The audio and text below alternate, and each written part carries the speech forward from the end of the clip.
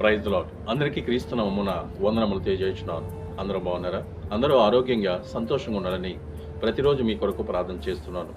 2025వ సంవత్సరము ఏప్రిల్ నెల 29వ తారీఖున తండ్రి అయిన దేవుడు పరిశుద్ధ గ్రంథం నుండి ఈరోజు మన కొరకు వాగ్దానము పంపి ఉన్నారు.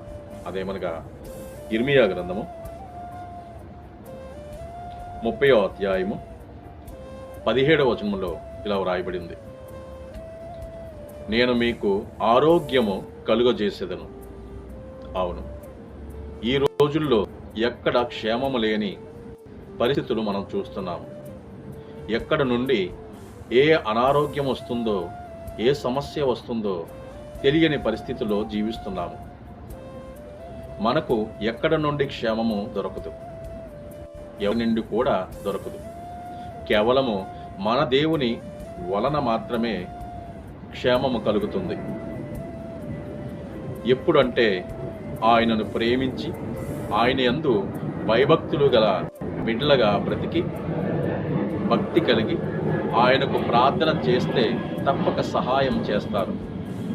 ఎందుకంటే సమస్తమును చేయగల సమర్థుడు మన దేవుడు.